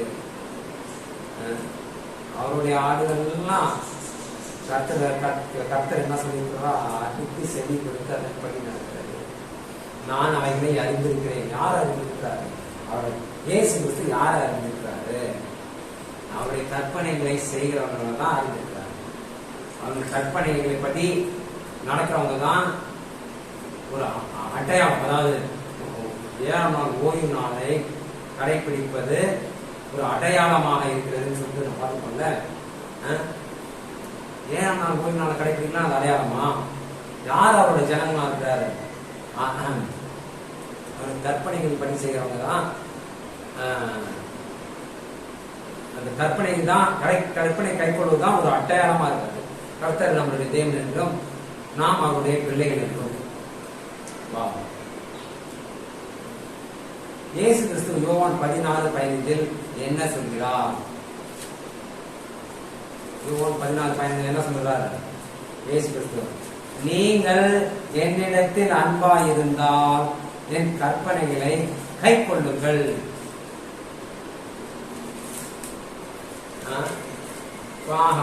போயிட்டே இருக்குல்ல அது பாட்டு வசனங்கள். எப்படியா அதெல்லாம் வந்து அநேக போதகர்களுக்கு தெரிய மாட்டேங்குதுன்னா, யாராவது ஒருத்தர் சொல்றாங்களா? யாராவது ஒருத்தர் நித்திய ஜீவனுக்கு போற வழியை காட்டுறாங்களா? கர்த்தரை ஏத்துக்கொடுங்க, கூரையை பிச்சுட்டு கொடுப்பாரு. ஆசீர்வாதம் ஆசீர்வாதம் ஆசீர்வதிக்கப்படுவாய். எப்படி எப்போது ஆசீர்வதிக்கப்படுவான்னு சொல்றது இல்லை. 200 ரூபாய் கொண்டு கூட உனக்கு 2000, அதுதான் சொல்லுவாங்க. அந்த வழியதான் சொல்லி சொல்லுவாங்க. எவ்வளவு பிளைனா, நீ என்னிடத்தில் அன்பா இருந்தா, இயேசு கிறிஸ்து சொல்றாரு, நீ என்ன அன்பு செய்வியா, அப்ப என் கற்பனை என்னை கை கொண்டு அப்படின்றாரு. கர்த்தாவே கர்த்தாவே என்று சொல்கிற யாவரும் பரலோக ராஜ்யத்தில் பிரவேசிப்பதில்லை. பரலோகத்தில் இருக்கிற பிதாவின் சித்தத்தை செய்கிறவர்கள் தான் அதில் பிரவேசிப்பார்கள். மத்தேயு 7:8. பரலோகத்தில் இருக்கிற என் பிதாவின் சித்தத்தின் படி செய்கிறவனே பரலோக ராஜ்யத்தில் பிரவேசிப்பானே அல்லாமல் என்னை நோக்கி கர்த்தாவே கர்த்தாவே என்று சொல்கிறவன் அதில் பிரவேசிப்பதில்லை. இதோட ஒரு தெளிவான வசனம் என்ன? தேவன் குழப்பத்துக்கு தேவன் அல்ல. அவர் நேற்றும் இன்றும் என்றும் மாறாதவராக இருக்கிறார். நேற்று ஒன்று சொல்லிட்டு இன்னைக்கு மாற்றுறவரா கிடையாது. நேற்று 7ஆம் நாள் ஓய்வு நாள் கடைபிடிக்க சொல்லிட்டு இன்னைக்கு 7ஆம் நாள் அது தவறு செஞ்சாங்க. 1ஆம் நாள் அதான் கரெக்டு. பழைய பாட்டுல பஸ்கா பண்டிகை ஆசிரிக்க சொன்னேன், அது கொஞ்சம் தவறு. இப்ப கிறிஸ்துமஸ் கொண்டாடுங்க இல்ல, அது நான் பஸ்கா பண்டிகை புனித வெள்ளியை கொண்டாடுங்க, அதான் கரெக்டு. அப்படி நான் மாத்திருக்கிறாரு. கர்த்தாவே கர்த்தாவே என்று சொல்கிற யாவும் பரலோகத்தின் ராஜ்யத்தில் பிரவேசிப்பதில்லை. பரலோகத்தில் இருக்கிற பிதாவின் சித்தத்தை செய்கிறவர்கள் தான் அதில் பிரவேசிப்பார்கள். பிதாவின் சித்தம் என்ன? ஒரே ஒன்றுதான், நம்ம அவருடைய வார்த்தை கீழ்ப்படிக்கணும், கற்பனை கீழ்ப்படிக்கணும். அதுதான் நம்ம ஒரு மனுஷனால் செய்ய முடியும். அதுக்கு மேல அறிவு இல்லை, கொடுக்கல. அவர் என்ன, அவரோட ஞானம் வந்து ட்ரில்லியன் டைம்ஸ் நம்மளோட ஞானத்தோட மேலானது. அவருடைய ஞானத்தை கிரகிச்சுக்கவே முடியாது. அப்படி இருக்கும்போது நம்ம ஏதாவது அறிவா ஏதாவது செய்து வேற வழி தனியா வழி கண்டுபிடிக்க முடியுமா? நித்திய அவரோட நான் ஞானம் நம்ம இன்னொரு வழி இருக்கும். நித்திய ஜீவனுக்கு போறதுக்கு முடியாது. அந்த மூலெல்லாம் இல்லை நம்மளுக்கு. அவங்க கற்பனையை படி சிம்பிளா நடந்துருப்போம். அதற்கான வார்த்தை படி நடந்துருப்போம். நித்திய ஜீவன் உண்டு. நினைவு கொள்ளுங்கள், கற்பனையின்படி செய்கிறவர்கள் தான் நீதிமான்களாக்கப்படுவார்கள். வெளிப்படுத்தின விசேஷம் 22:14 இதை உறுதிப்படுத்துகிறது. கற்பனையின்படி செய்கிறவர்கள் தான் நீதிமான்களாக்கப்படுவார்கள். வெளிப்படுத்தின விசேஷம் 22:14 இதை உறுதி செய்கிறது. ஜீவ விருட்சத்தின் மேல் அதிகாரம் உள்ளவர்களாவதற்கும் வாசல்கள் வழியாய் நகரத்திற்குள் பிரவேசிப்பதற்கும் அவருடைய கற்பனையின்படி செய்கிறவர்கள் பாக்கியவான்கள். ரொம்ப தெளிவா சொல்லிட்டார். கடைசியில ரெவலேஷன் ஆதி ஆகமத்துல ஆரம்பிச்சு அந்த 7ஆம் நாள் ஓய்வு நாளை கடைபிடிக்கும்படி கட்டளையிட்டு ஆதாமியவாளுக்கும் கடைசியில வெளிப்படுத்தின விசேஷம் கடைசி புத்தகத்துல கடைசி அதிகாரத்துல எல்லாம் சொல்லிருக்கிறாரு. அதேதான் சொல்றாரு. நீ ஜீவ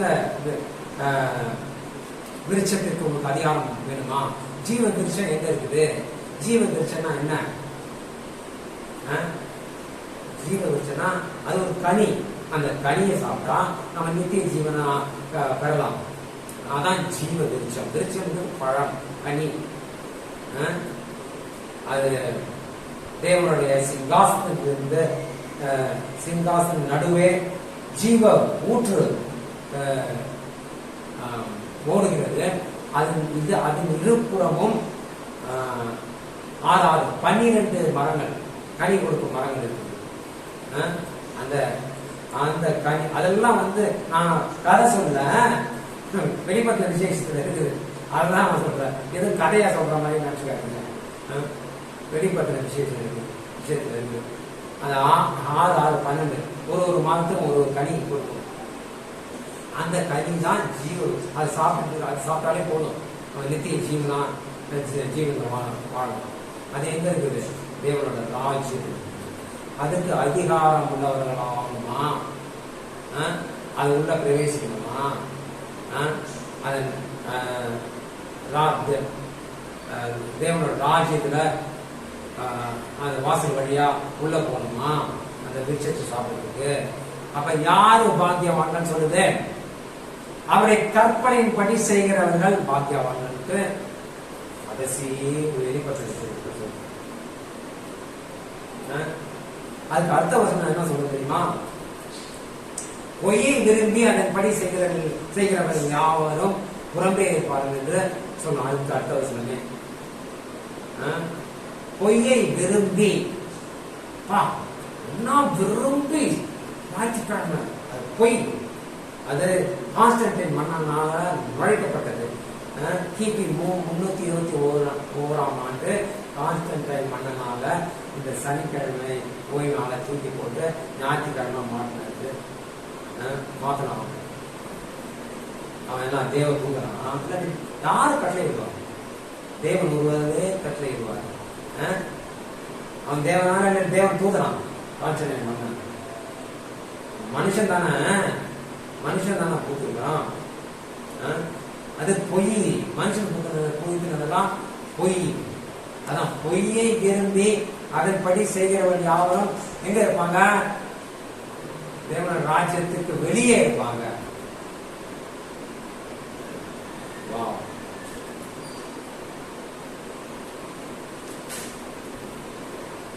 உங்களுடைய விசுவாசம் எப்படிப்பட்டதா இருக்கிறது? கர்த்தர் வரும்போது உங்கள் விசுவாசத்தை காண்பாரா?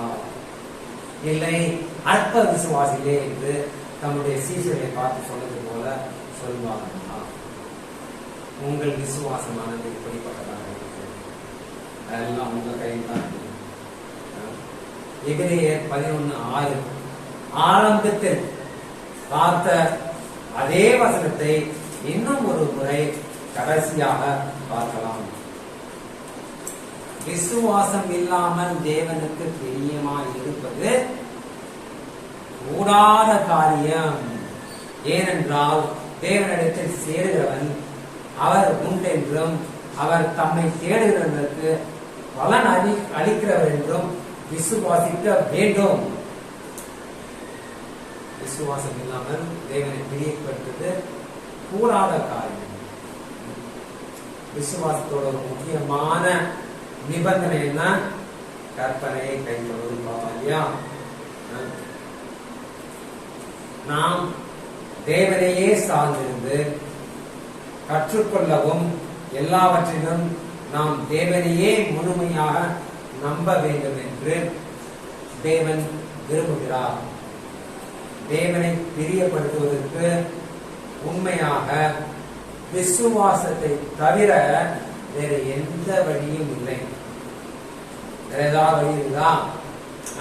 விசுவாசம் இல்லாமல் தேவனை பிரியப்படுத்துவது என்பது கூடாத காரியம். வேற எந்த வழியும் இல்லை. எந்த ஒரு தகவலை போலவும் உங்கள் தேவைகளை குறித்து கவலைப்படுவதையும் வருத்தப்படுவதையும் வேதனைப்படுவதையும் தேவன் விரும்ப மாட்டார். தேவனுடைய கற்பனையின்படி நடந்து தேவனை முழு இருதயத்தோடும் முழு மனதோடும் முழு ஆத்துமாவோடும் முழு பலத்தோடும் அன்பு கூறும்போது நம் தேவைகளை எல்லா சூழ்நிலையிலும் சந்திக்க வல்லவராக இருக்கிறார் என்று தேவனுடைய வார்த்தை வேதத்தில் அநேக இடத்தில் ஆதியாகமத்திலிருந்து வெளிப்பட்ட விசேஷம் வரைக்கும் சொல்கிறது. உதாரணமாக யாத்திராகமம் 20 என்னிடத்தில் அன்பு கூர்ந்து என் கற்பனைகளை கைக்கொள்கிறவர்களுக்கோ 1000 தலைமுறை மட்டும் இரக்கம் செய்கிறவராய் இருக்கிறேன். உபாகம் 28:1-2 என்று நான் உனக்கு விதிக்கிற உன் தேவனாகிய கர்த்தருடைய கட்டளையின்படி எல்லாம் செய்ய நீ கவனமாய் இருக்கும்படி அவர் சத்தத்திற்கு உண்மையாய் செவி கொடுப்பாயானால் உன் தேவனாகிய கர்த்தர் பூமியில் உள்ள சகல ஜாதிகளிலும் உன்னை மேன்மையாக வைப்பார். எப்ப அதை கர்த்தருடைய கட்டளையின்படி எல்லாம் செய்ய நீ கவனமாய் இருக்கும் போதுதான் பூமியில் உள்ள சகல ஜாதிகளிலும் உன்னை மேன்மையாக வைப்பார். நீ உன் தேவனாகிய கர்த்தரின் சத்தத்துக்கு செவி கொடுக்கும் போது இப்பொழுது சொல்லப்படும் ஆசீர்வாதங்கள் எல்லாம் உண்மையில் வந்து உனக்கு பலிக்கும். ஒரு 14 ஆசீர்வாதங்கள் சொல்லுவார். நீ போகையிலும் வருகையிலும் ஆசீர்வாதம் ஏற்ற காலத்தில் தேசத்தின் மழை பெய்யும். நீ வலது உலகத்திலும் இடது உலகத்திலும் இடம் கொண்டு பெருகுவாய். நீதியினால் ஸ்திரப்பட்டிருப்பாய். கொடுமைக்கு தூரமாவாய். ஒரு 14 வசன வாக்குத்தத்தங்கள் கொடுப்பார். தேவன் நம்மை எப்பொழுது காப்பார்?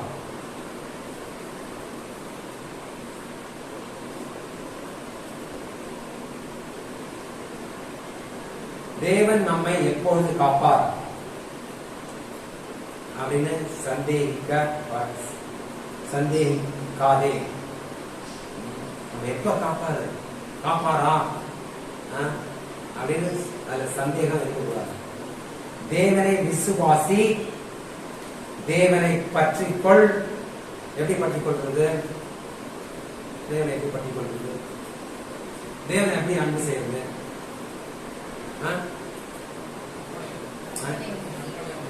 அதை கற்பனைப்படி செய்யும் போதுதான் அதை அன்பு செய்யறோம், அதை பற்றி கொடுக்கிறோம். தேவனுக்காக காத்திரு.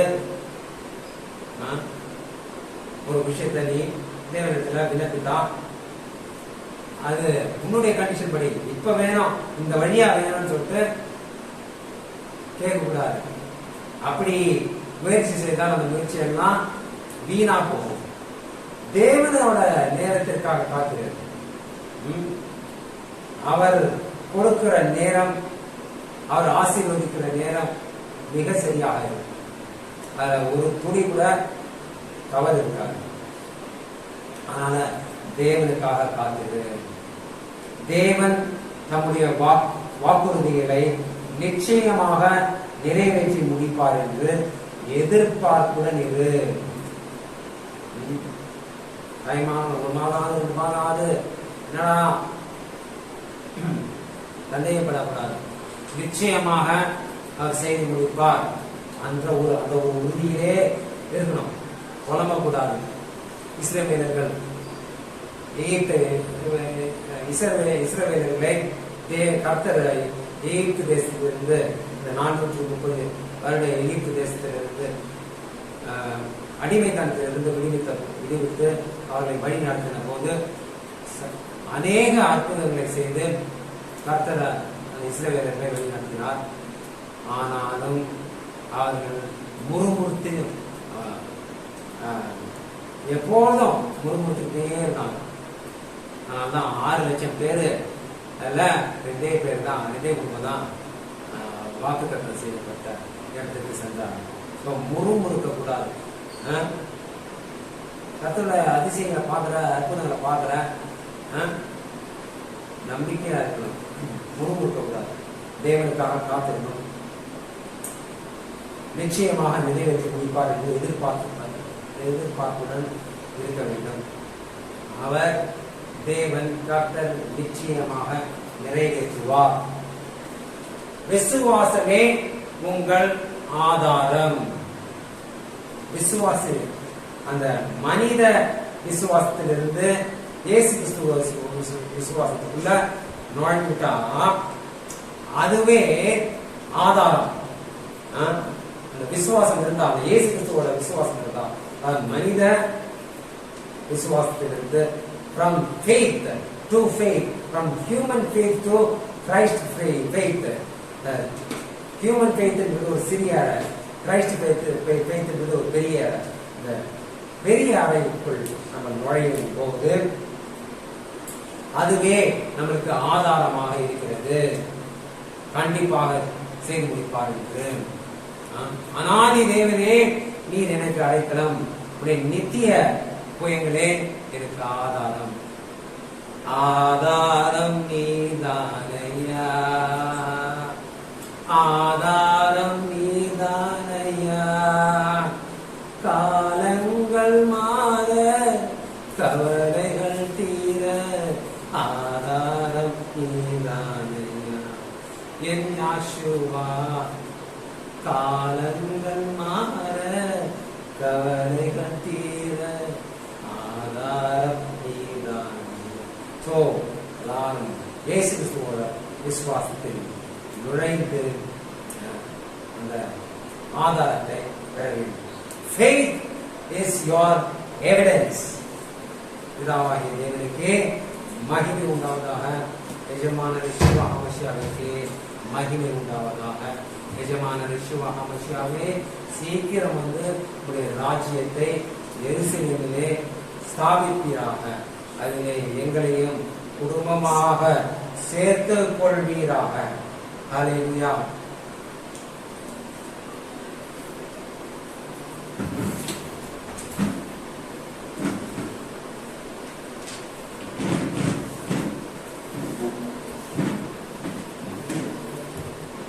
ஹல்லேலூயா. தேவனுக்கு மகிமை உண்டாவதாக.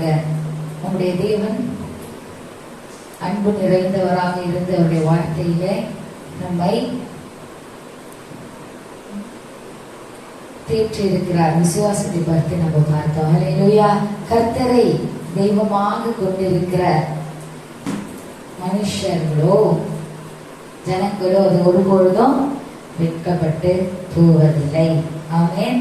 அவரையே ஆதரவாக கொண்டிருக்கிற நாம நடுவழியில நின்று போவதில்லை என்ற விசுவாசத்தோடு இந்த வேலையில நாம் துதிக்க போகிறோம். ஹல்லேலூயா.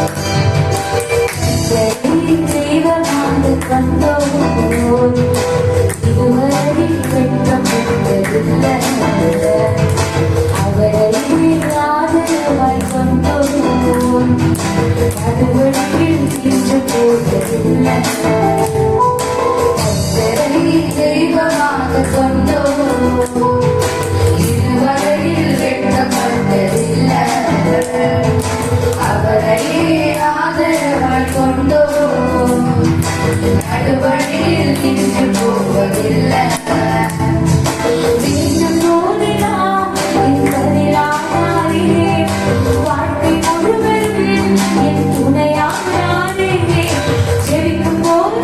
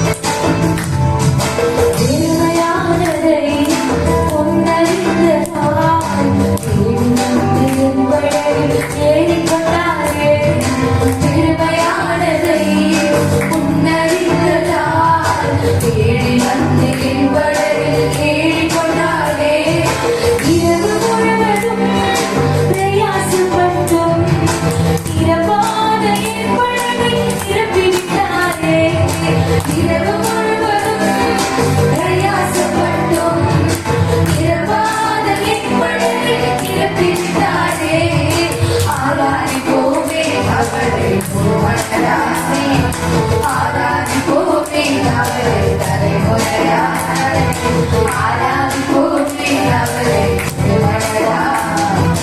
ஆராதிப்போமே அவரை தலைமுறையாய் வாக்கு தந்தவர் அதை கொண்டு எங்களை சேர்த்து வருகிறேன் எங்கள் பாதையெல்லாம் கூட வருகிறீர்களாக மற்றே மற்றே சிறப்பிக்கிற மண்டபரே எங்கள் உணவாக வந்த தெய்வமே வாக்கு தந்தவர் கொண்டு சேர்த்திட பாதையெல்லாம் கூட வந்தாயே வாக்கு தந்தவர் கொண்டு சேர்த்திட பாதையெல்லாம் கூட வந்தாயே போகும் வழியெல்லாம் உணவானாயே வாக்கு தந்த காணாமே கைகளினாயே போகும் வழியெல்லாம் உணவானாயே வாக்கு தந்த காணாமே கைகளினாயே ஆராதிப்போமே அவரை திருமணராய் ஆராதிப்போமே அவரை தலைமுறையாய் ஆராதிப்போமே அவரை முழுமனதாய் ஆராதிப்போமே அவரை தலைமுறையாய்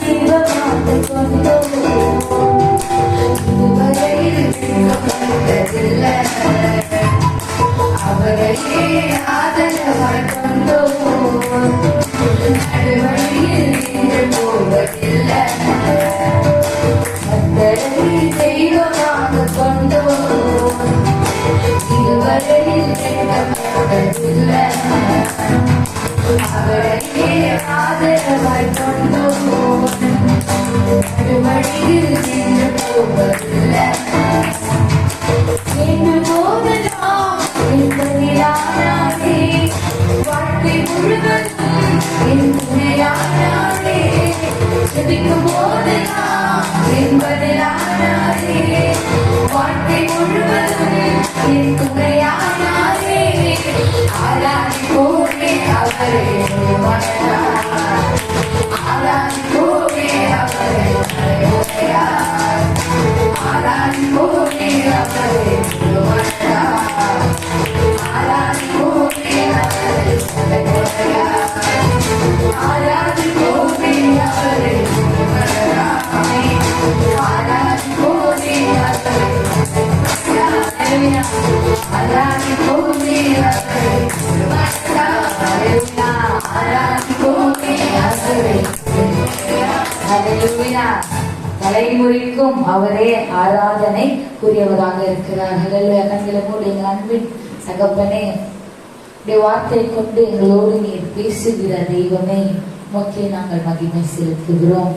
உடைய வார்த்தையை கேட்ட அனைவரும் உடைய வார்த்தைப்படி நடக்கிறவர்களாக செய்து உடைய வார்த்தைகளுக்கு நடுங்கிறவர்களே நான் நோக்கி பார்ப்பேன் என்ற வார்த்தையின்படி ஆண்டவரே உடைய வார்த்தைகளுக்கு நடக்கும் வண்ணமாக நீர் செய்வீராக.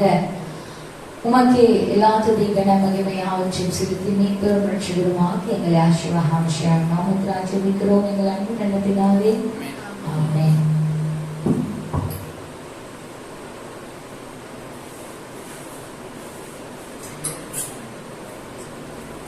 ஹல்லேலூயா. கர்த்தர் உங்கள் எல்லோரையும் ஆசீர்வதித்து உங்கள் எல்லோரையும் காக்க கடவர். கர்த்தர் தம்முடைய முகத்தை உங்கள் எல்லோர் மேலும் பிரகாசிக்க செய்து உங்கள் எல்லோருக்கும் கிருபையாய் இருக்க கடவர். கர்த்தர் தம்முடைய முகத்தை உங்கள் எல்லோர் மேலும் பிரசன்னமாக்கி உங்கள் எல்லோருக்கும் சமாதானம் கட்டளையிட கடவர். எல்லாருக்கும் இன்னொரு முறை ஓய்வு நாள் சமாதானம். ஷபாத் ஷலோம்.